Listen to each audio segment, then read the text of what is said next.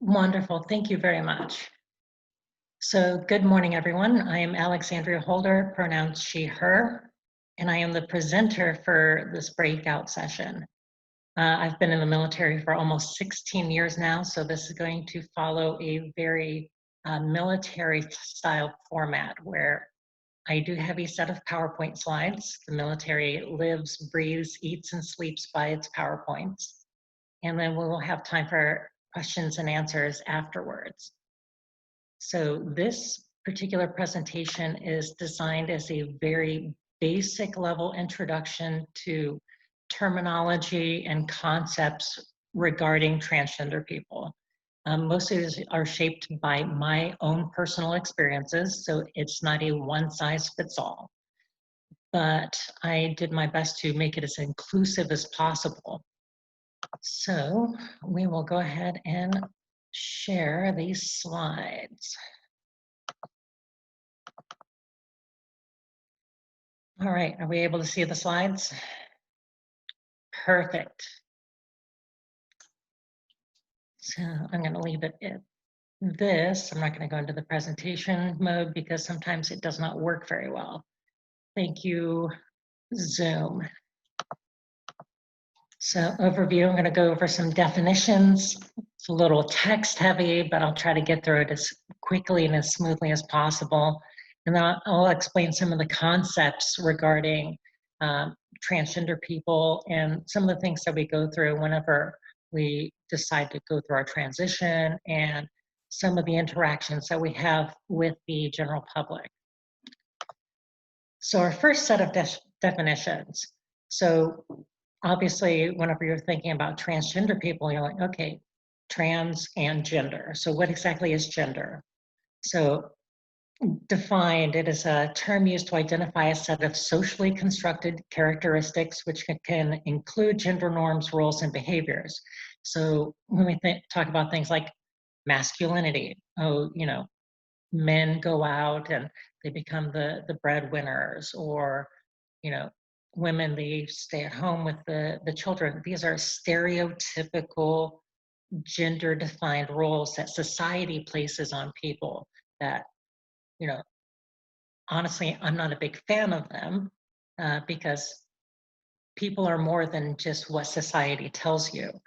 But this is this is what society places on people. And unfortunately, without a great deal of effort and time, it takes a lot to change that. So now that we've defined gender, so what exactly is transgender? So this is an adjective to describe someone that has a gender identity that is different from what they were assigned at birth. So when people are born, typically, there'll be a series of ultrasounds. They will look at the genitals of a child as it's growing within the womb, and they're like, hey, we see little dangly bits in the middle. That's obviously a boy. We don't see those dangly bits, so that's going to be a girl. And from that point, those gender characteristics, those gender norms, the roles, they're applied to that baby. Everything from gender clothing to decorating the baby's room to buying toys, those society defined roles, they're applied to a child from birth, well, even before birth.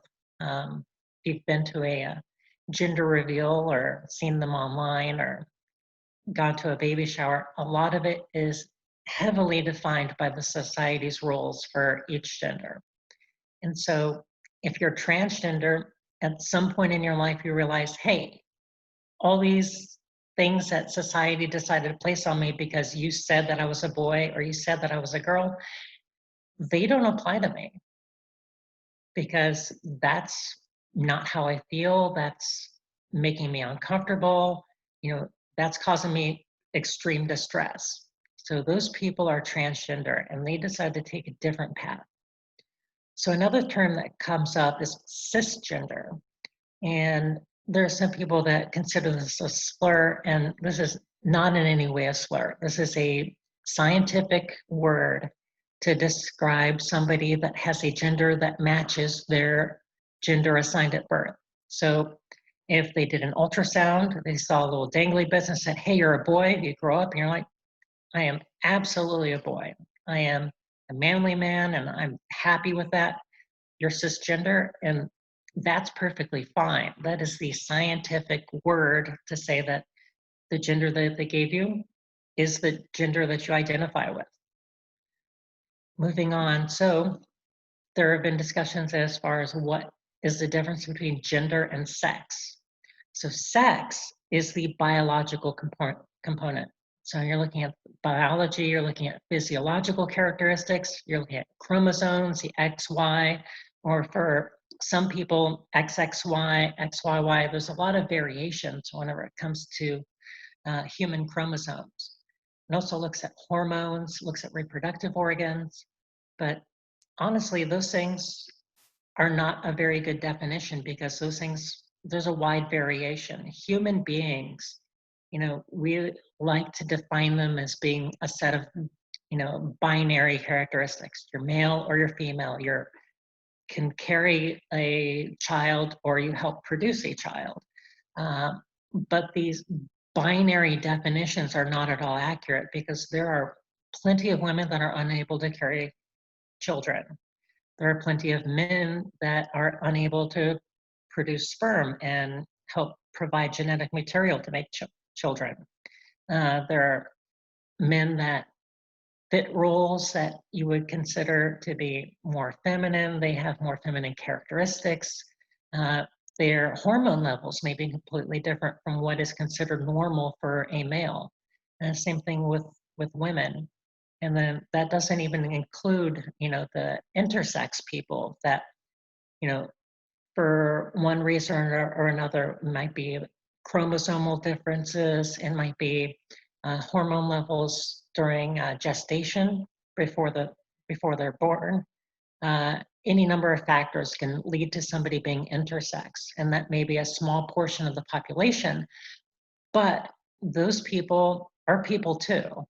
And it's wrong to sit there and think, oh, there are two sexes and, oh, we're going to completely exclude this portion of the population. So moving on, gender expression. So that's the way that a person expresses their gender. For people that identify as females, it could be wearing dresses, could be shaving their legs, growing their hair out, wearing makeup, or just, wearing a headband or something simple like having earrings. It doesn't have to be, all or nothing. There's a variety of things that they can do to express their gender. And, the way that it should be is that regardless of how you choose to express your gender, that should be okay. But unfortunately, our society does not necessarily agree with that all the time. So moving on to our next slide. So kind of referring back to the cisgender definition. So whenever you are, developing in the womb, typically there will be ultrasound. Some people choose not to do that, and that's perfectly fine. But by the time a child is born, they are assigned a gender. So regardless of whether there was an ultrasound or not, they're going to say, oh, we see these parts, this is obviously a male. We see these parts, this is a female, and it's typically marked on a birth certificate. And from that point on, all these expectations and roles are assigned to this person. But for transgender people, just because you were assigned something at birth does not mean that it was correct. And so moving on from these things about gender, so what about sexual orientation? Is this connected at all with your gender? And honestly, no, it's not. So sexual orientation is something completely different. So this is a person's identity in relation to the genders to which they're attracted. So regardless of whether you're cisgender or transgender, if you identify as male or female or some other gender, how you identify yourself in relation to the genders that you're attracted to. You can be heterosexual, you can be homosexual, you can be bisexual or pansexual, and there are a lot of other variations that have come out recently because our society has become more accepting.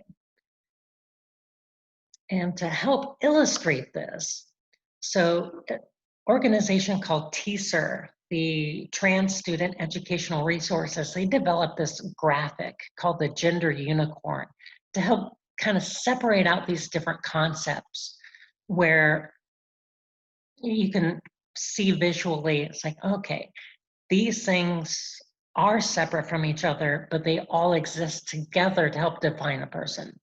So you have things such as a gender identity where, you could be male, you can be female, you can be one of the other genders. You have your gender expression, how you choose to express your gender, whether you can be masculine, feminine, or something else entirely. You have your sex assigned at birth, whether you're male, female, or intersex. And attraction is completely separate from all of that. So you've got the physical attraction and mental attraction. One of the things that I see on social media quite a bit is, oh, this person is eye candy. So that doesn't necessarily mean that that person is emotionally attracted to whatever person, but there is that physical attraction there. So just because you are physically attracted to somebody does not mean you are emotionally attracted, and vice versa. But this is a great graphic. It is available on their website, and there are a lot of other great resources that TSER has developed. So moving on, we've got some more definitions that are more specific to the transgender community. So first is dead name. So this is a fairly recent term that was developed. It's the name given to a trans person at birth, but is no longer used. So when I was born, my parents decided to name me Corwin Christopher. And since I have, determined my gender and I've gone through transition, I was able to find a different name that better fit my gender identity.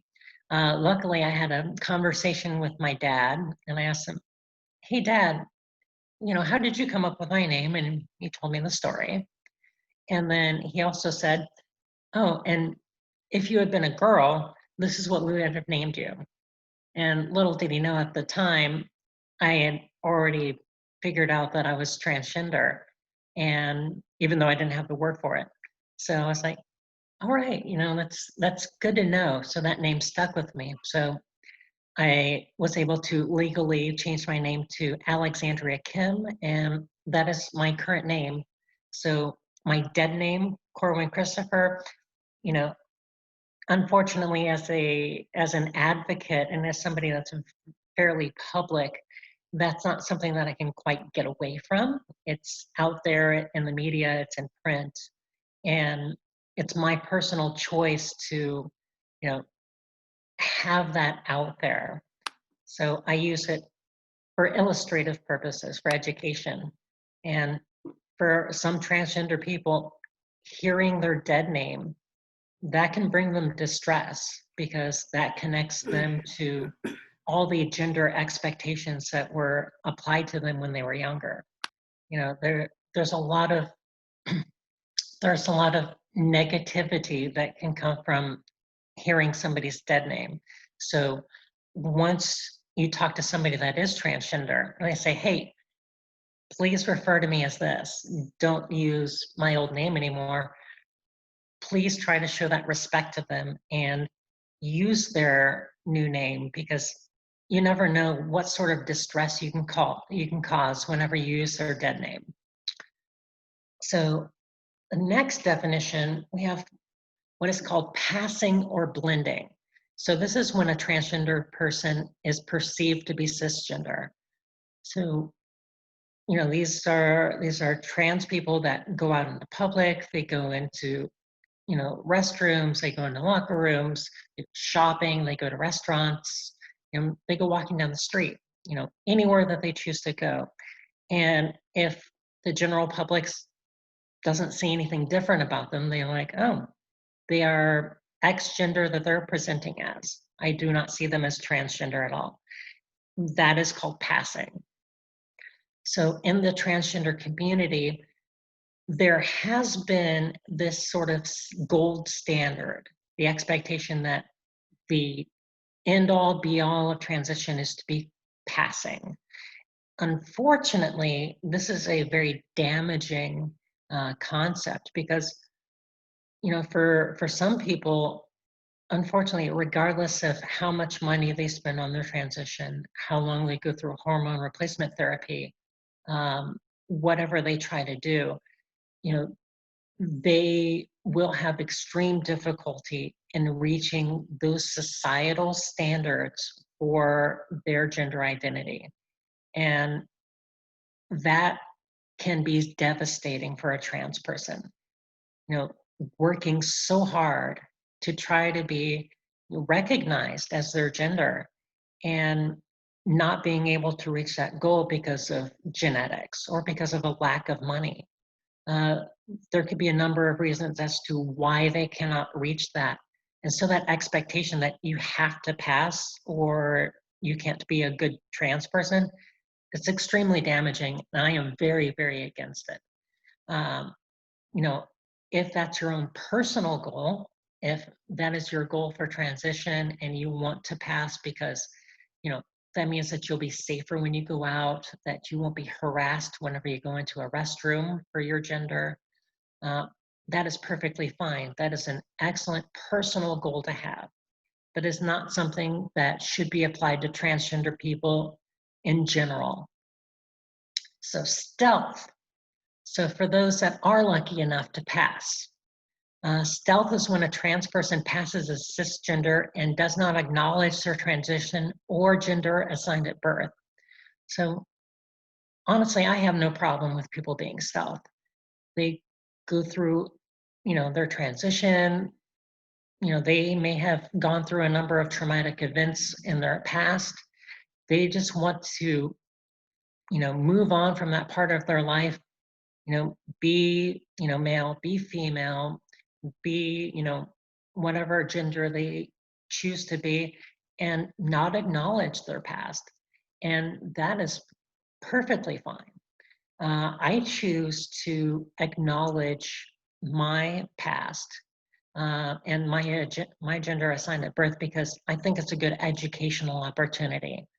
Um, Plus, you know, whenever I went through my transition, being in the military and being, one of the first people to actually go through and complete my transition, I had a number of opportunities where I was able to speak to, some high-ranking people in the military. I was able to talk to a number of senators and do a lot of advocacy work. I've done a lot of media appearances. So there is no chance of me going stealth at any point because all you have to do is a simple Google search and I pop up. Um, it's something that my eldest daughter is a huge fan of because she can Google her Moxie and all of a sudden she can find pictures and find articles and she is thrilled by it. So gender affirming are things that help support a person's gender identity. So for people that are cisgender, I've got a couple of young boys that they are very firm in their gender identity. They enjoy being boys, so they love things like wrestling. They enjoy things like uh, action figures and roughhousing. Those things are affirming for them because they're like, I'm a boy. I like these things. I have two daughters, and they have certain things that help affirm their gender, and things such as makeup that the boys are sometimes interested in, but it's more focused on my daughters. Same thing for a trans person is, as they go through a transition, as somebody that was assigned male at birth but has a female gender identity, whenever I first started, before I was able to come out because of the military policies, I shaved my legs. My wife helped me shave my legs for the first time, and that was very gender affirming. Um, It was quite the experience. And things like being able to wear more feminine clothing, that was gender affirming for me. Being able to grow my hair out, wear makeup when I choose to, wear earrings. All of these things have helped affirm my gender identity. And if you are in a relationship with somebody that's transgender, if you're friends with somebody that's transgender, doing these small things can really help boost their self-esteem and show that you are an ally and that you genuinely care about them. And so we're going to move on to some surgically related terms. So one thing that floats around is called bottom surgery. And this is kind of an umbrella term, and it refers to a lot of things like sex reassignment surgery, which is kind of an antiquated term because you're not really changing your sex per se, but your genitals. So gender reassignment surgery, genital reconstruction surgery, genital confirmation surgery, all really refers to the same thing. So you'll see the acronyms for these as SRS, GRS, GCS. But usually, from what I've seen in the community, a lot of people just refer to it as bottom surgery. And then there's top surgery as well, which could either mean breast augmentation or a BA or a mastectomy for those that are more male presenting. For those that have a female gender identity, they can choose to have a breast augmentation, they can choose not to. Uh, so just because they have one certain gender identity and they choose not to go through that surgery does not mean they are any less that gender. So additionally, there's FFS and FMS, facial feminization surgery and facial masculinization surgery. So these are surgeries used to help, align the facial structure to more fit societal norms when it comes to the face. So things like, reconstructing the jaw or adjusting the brows. I've seen surgeries where people have worked on their cheekbones and on their nose structure. Some people, they choose not to get any surgery at all, and they're like, this is me, this is how I'm presenting, and regardless of my physical appearance, I'm still male, I'm still female, I'm still X gender, and that is perfectly fine. And then there's also hormone replacement therapy. This is, I'm going to say, I believe the majority of trans people choose to go through hormone replacement therapy. So this can include things like taking a type of estrogen, whether it's pills, injections, patches. I believe there's a subdermal implant, and same thing with like testosterone. There's patches, there's a cream, there are pills, there's a subdermal implant. There are multiple ways to deliver these hormones. And for those that take it to be more female presenting, there's also testosterone blockers. So there's debate in the scientific community as to whether or not you actually need these, because if you take the proper dose of estrogen, your body should naturally start to decrease the amount of testosterone it produces. But I am not a scientist, I am not a doctor, and the science for that is over my head. And so we're going to go through some concepts before we hit some questions and answers. So for transgender people, there's multiple steps that they go through. And typically the first one is the realization that they're trans. So for a period of time, they'll go through and be like, okay, I'm existing, I have these assigned gender roles, people are giving me X toys because they think that I'm male or they think that I'm female. Trans people can come out later in life. They could be in their 30s or 40s or even later and be like, hey, I'm not accepting of what everybody has placed upon me as far as my gender roles. Something is off. And sometimes that realization comes very, very quickly. Other times it can take years to figure it out. Um, for me personally, when I was 7 years old, I had an interesting upbringing. My dad was a military contractor. We moved around quite a bit. So I never had a lot of friends growing up. So it was mostly just my sister and I, and then my parents. So I didn't have a lot of friends at my age at all. So I didn't interact with a lot of boys and girls. So after I started school, you know, I got to the point where it's like, okay, boys in this line, girls in this line, boys restrooms, girls restrooms, you know, boys, we need to go do this activity, girls, you need to do this. And of course, at that point, that's when children start to kind of segregate themselves into, you know, different gender focused groups where, oh, the girls are going to go off and go play during recess. The boys are going to go do X. Um, and that's when I started to realize, hey, why am I being placed in this group? This is not working for me. And I didn't have a word for that whenever I was 7 years old. This was the late 1980s.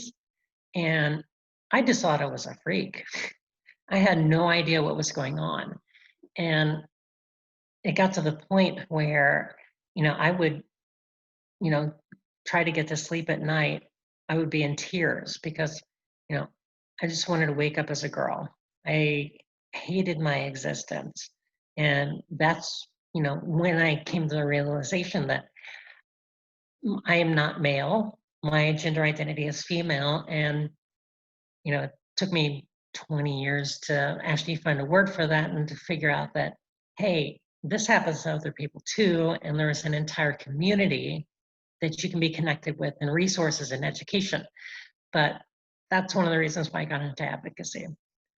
So at some point, you know, once you realize that, oh, I don't identify with my gender identity that was assigned to me, you have to come to terms with it. So some people, they choose to bury it and they don't accept their own personal realization that they are trans. Uh, Part of this is because of societal pressure. If you are in a location that's very conservative, that's, very, you know, you are a man, you are a woman, and that is it. You cannot change that. Uh, you exist in this binary, and it can be very oppressive. Um, but even for somebody that's in a more accepting environment, you know, if you're not connected to that community, you may have these internal thoughts that, oh, this is really strange. Personally don't find this acceptable. So it takes a while to come to terms with being transgender. And I know even though I realized my gender identity whenever I was younger, growing up, going through puberty, graduating from high school, I went to college, I ended up joining a fraternity because I was trying to become more masculine.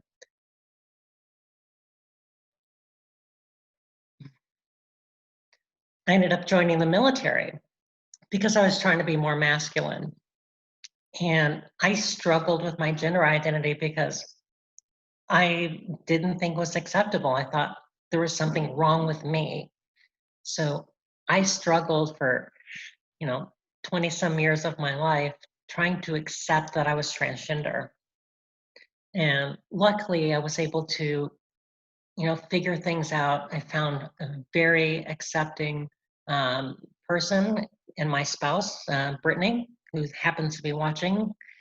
And I found a very good friend group that's very supportive. My dad and my sister have been very supportive, and I've been very lucky, but not every person has that support group. And so we come to the coming out. So once you've accepted your trans status, you're like, okay, I don't identify as this gender that I was assigned at birth. I identify as this gender now. So you kind of have to come out at some point. You can try to keep that hidden and show your gender identity, in a closed room, in a house by yourself. But for the majority of people, that comes out at some point where either you get discovered or it's not personally acceptable anymore, where you don't like hiding it. You want to be able to express it to other people. And so you choose to come out in one way or another. For some people, like Ellen DeGeneres, that's coming out via her television show.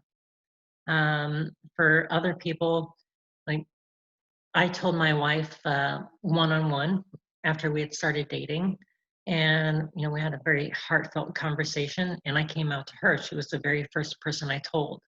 I came out to my friend group um, via Facebook.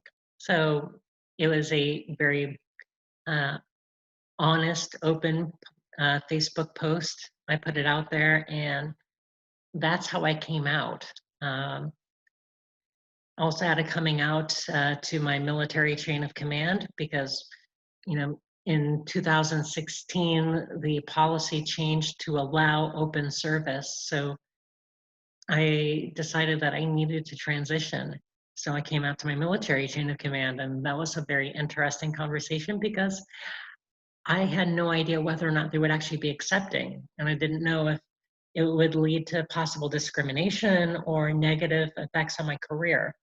So there's, that coming out, and, you know, I think a lot of people in the LGBTQ plus community, they're kind of familiar with that concept.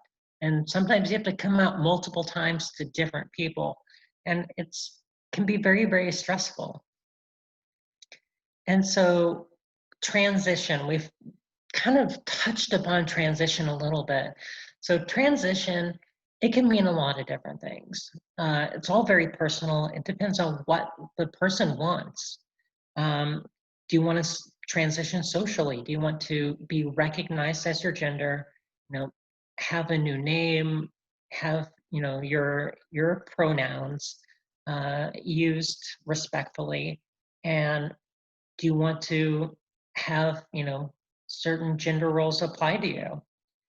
Do you want to do it administratively? Do you want to go through and you know update your gender in the Social Security Administration, or update your gender marker on your driver's license, update your birth certificate? There are a lot of things that are more administrative.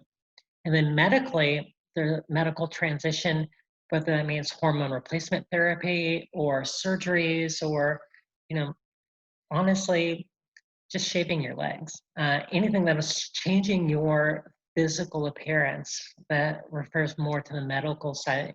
And if somebody's transgender, they can choose to do one of these, they can choose to do none of them, and that does not invalidate their transgender identity at all. And then what?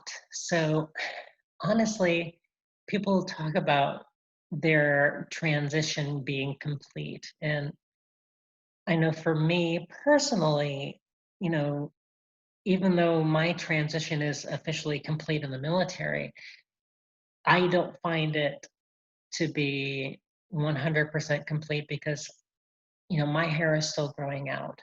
I've been on hormone replacement therapy for almost 2 years now. I've been working on my voice. My voice was a fairly rich tenor, and changing my vocal pitch, and working on different exercises to change the my vocal pitch has been very difficult. And especially in the military environment where I'm a non-commissioned officer, and I'm in front of a bunch of airmen, and I have to yell out commands to formations. I have to address people loudly, and changing my voice to fit in that and to be applicable, it has been very challenging. So for me, that transition is ongoing, and I don't know if I will ever be 100% complete. And that's it's kind of what it is. It's a transition. It's moving from one to another. And you know, honestly, I've enjoyed the journey so far, and not everybody does, and that's perfectly fine. Um, the That's one of the things that I want to emphasize, is that everybody that is transgender, their gender is their own, their transition, their process, it's all personal, it's all up to them. And regardless of, the general definitions and the concepts that I've explained, you know, I can't sit there and pigeonhole somebody and say, hey, you are transgender, so you are X. Their journey is their own, and I can't define that for them. So we have gone through quite a journey in the past 35 minutes. So I'm ready for some questions and answers.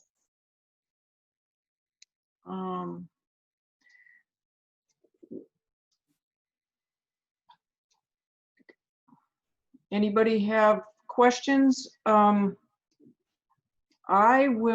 don't you, instead of writing them down, why don't you raise your hand and I will unmute you and we can go from there. Alexandria, do we need to share this screen anymore? No. Let's see if I can figure out how to stop sharing this. So unfortunately, in my schoolhouse, There we go. there we go. So unfortunately, in my schoolhouse, we use Microsoft Teams, so I'm more familiar with that program.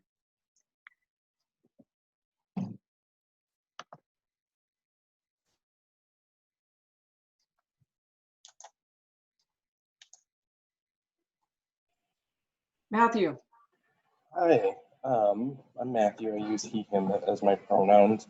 I was wondering, Alexandria, if you could just talk a little bit more about microaggressions when it comes to people who are transitioning. I find that, well, I'll just let you talk about it. So microaggressions, whenever it comes to transgender people, there's a number of things that can be very damaging to, their transition and their gender identity. Trying to think of specific things. It can be anything from questioning looks, which whenever I first started going through my transition, I would go to places like Target or Walmart. I would have people stare at me. And I know not all of them were being disrespectful. Some of them may have been curious or like, maybe they didn't know what my gender identity was and they were like, oh, maybe I should ask them.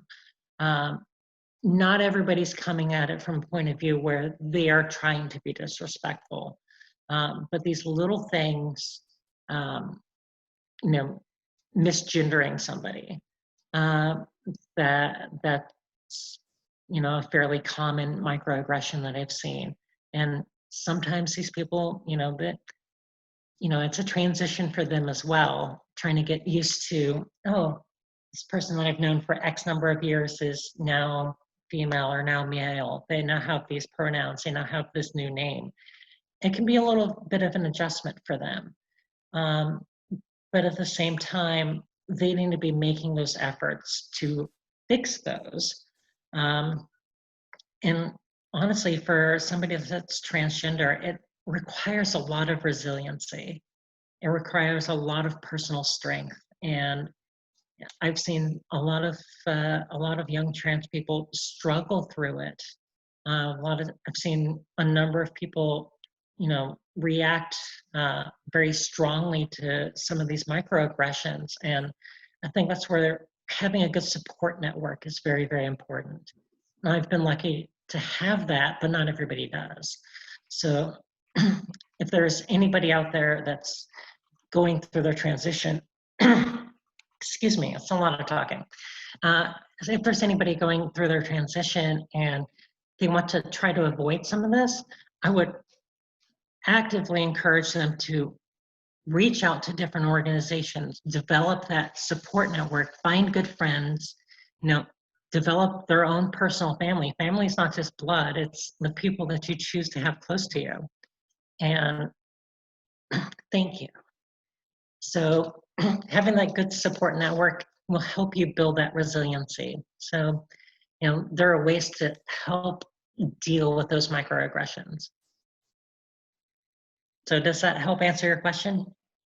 Yeah, something I was just thinking too is that a lot of times I feel like, especially when it comes to microaggressions, can really come from people who are well-meaning.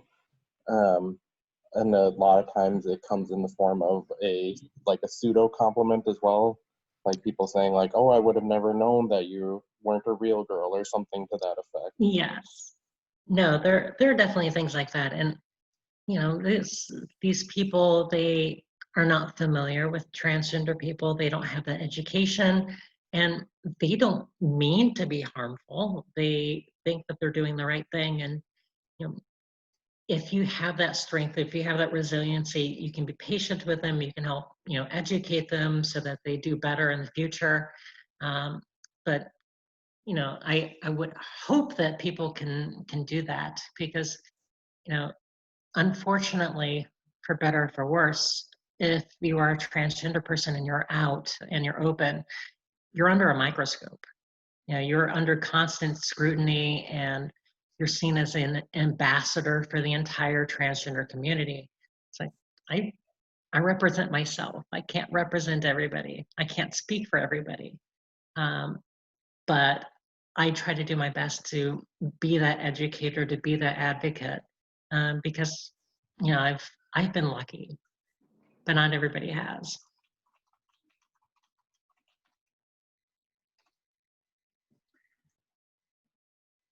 Christopher, are you still on? Do you want to ask your question? You can unmute yourself.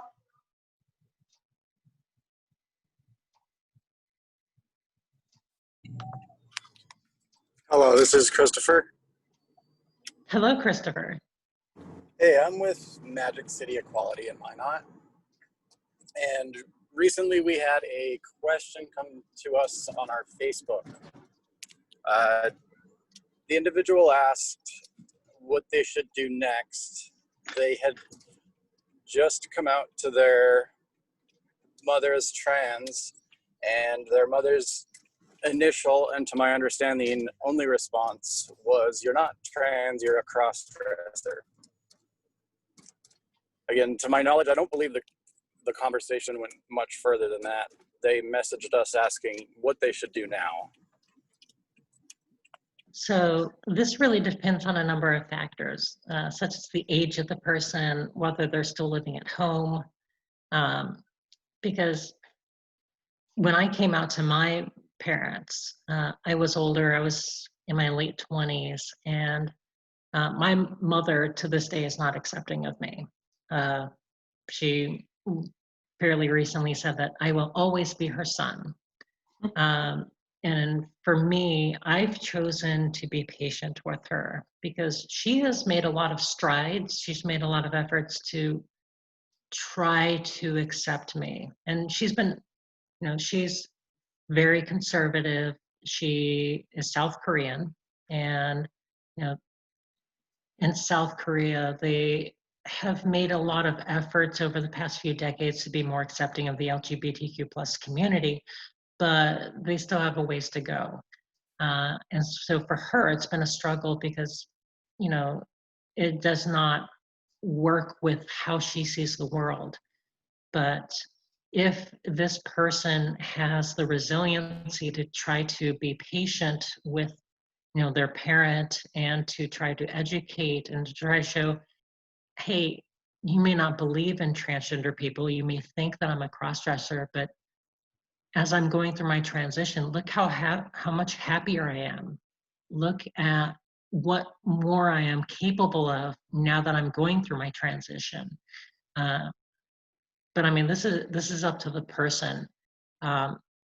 It may get to the point where that relationship is so toxic that they have to get out, which is why I mentioned, part of it depends on whether or not they're still living at home. So that relationship can be very toxic at some point, and they may have to find some sort of, exit strategy, where they might have to stay with a friend for a while, or, if they have the financial resources, look at, renting an apartment, or, finding a home somewhere else, which is why a lot of young trans people struggle because they come out and their parents are not accepting, their guardian is not accepting, and they're forced with either trying to bury who they are or move out. So a lot of young trans folk, or older trans folk as well, they end up homeless. And, you know, if they're lucky, they might find a shelter, but, you know, in a lot of places, shelters can discriminate based upon gender, and they don't care what somebody's gender identity is. So if I needed to go to a shelter and be like, oh, well, you appear female, you've got, you know, female on your driver's license, but because of what you currently have going on downstairs in your pants, we are going to put you in a male shelter. And I personally don't find that acceptable. So it is a struggle for young people. So you can present these options to this person, and, you know, hopefully they have a good friend support network, because that can be the key between, you know, future success or leading to a road where they may become more distressed, they may become depressed at some point, and, you know, lead down a very, you know, negative path.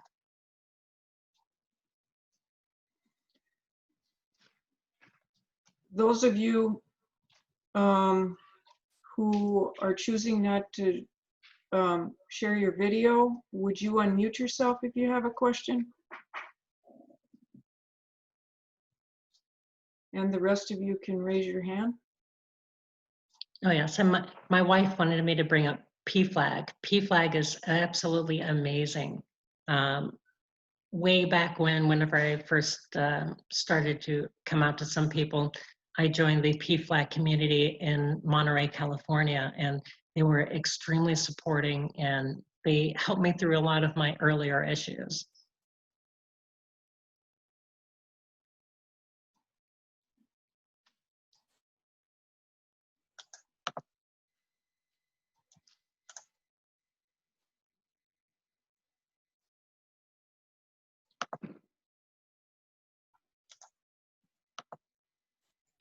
Matthew.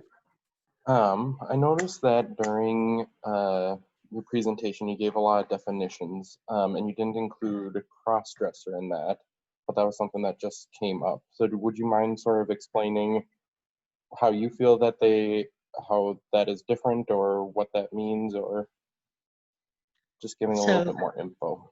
Of course, no, the cross-dressing community, and kind of tangential to that, the drag community, for a long time, that's kind of been, you know, it has been a way for people to express their gender identity without, you know, having to come out and identify as being trans. So I think that, you know, that is perfectly fine if you are a cross-dresser, if you are part of the drag community. You know, do what makes you happy. I don't want to police anybody. I don't think that, you know, saying, oh, drag is damaging to the transgender community because it illustrates, you know, trans people as men in dresses.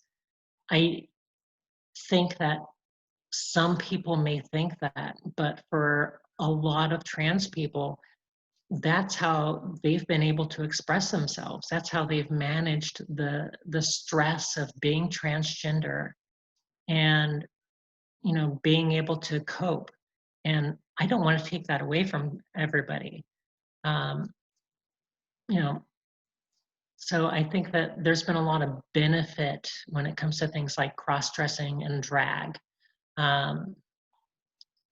So it's kind of a general purpose answer, but the reasons why I didn't include it on my slides is because I consider those, they're kind of associated, but not really, because you can be a cross-dresser, you can be a drag performer, and absolutely not be trans.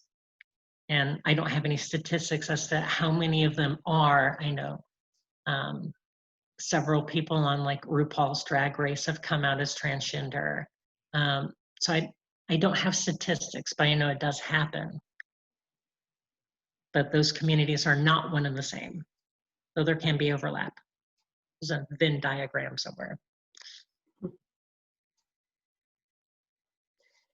Alexandria, I might have missed this. When did you know you were trans? So I first realized my gender identity when I was about 7 years old. At that point, I didn't know what transgender people were. This was, late 80s. I think it was 1988.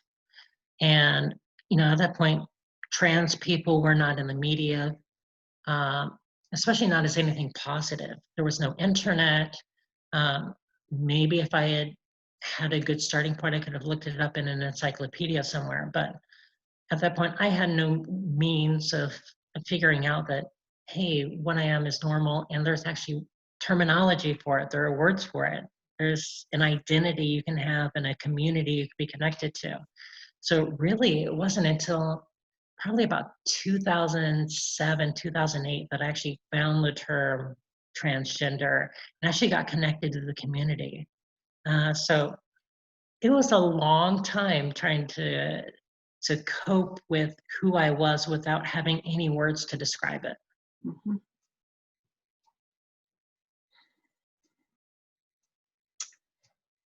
Any other questions?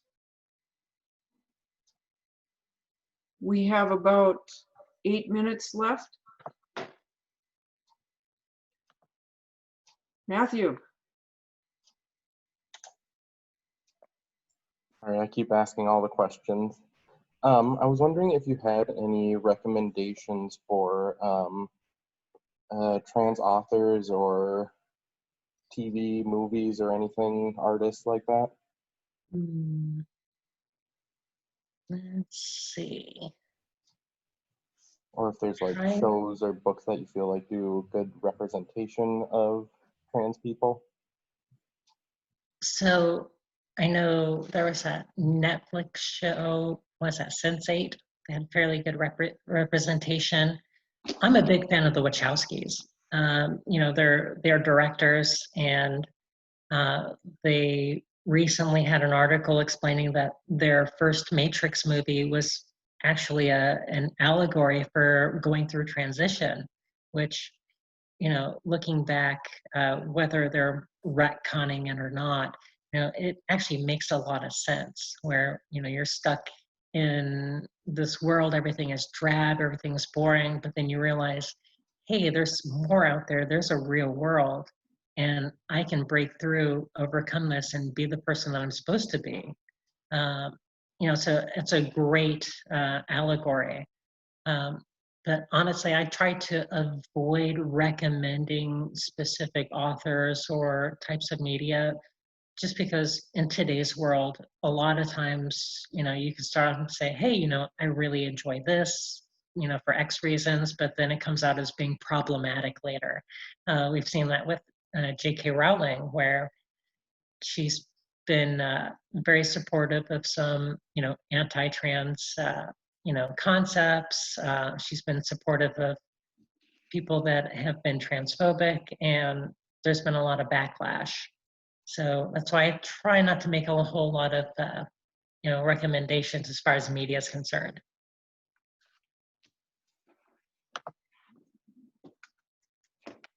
All right. So there's a question in the group chat. So, hello, I prefer not to talk on mic right now. Absolutely fine. So recently, somebody who doesn't know a lot about the LGBTQ plus community, but really wants to educate himself, asked me what the best way to ask questions to someone that is trans is without being offensive or rude. So when it comes to asking transgender people, be honest, be upfront, say, hey, I am curious about, you being transgender.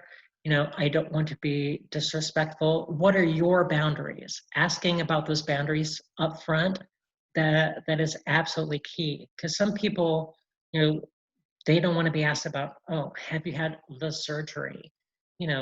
what sort of parts do you have in your pants or under your skirt? They don't want to answer those types of questions. They don't want to have questions about their dead name. But if you ask up front, what are your boundaries? What are your limitations? What do you not want me to ask? You know, coming from that respectful point of view is a great way to approach it. And, you know, that way you can show that you're being respectful of their trans status and actually get that dialogue going.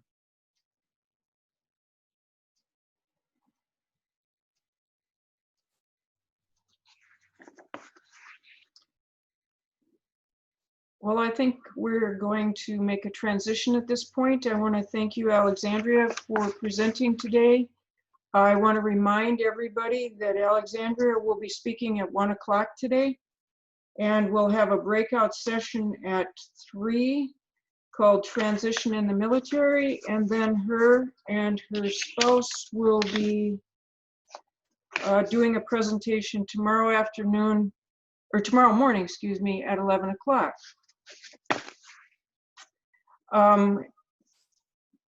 In order to get back to the main room, there is a button at the bottom of the page on the right-hand side called Leave the Room.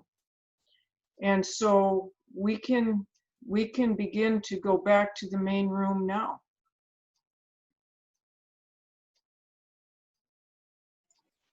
Thank you so much.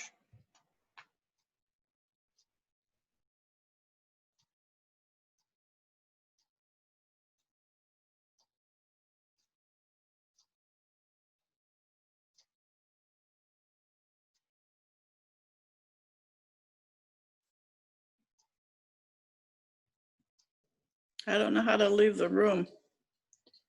Um, I have a leave, but that's getting out yeah, of just go everything. leave. Oh, leave break room, I got it.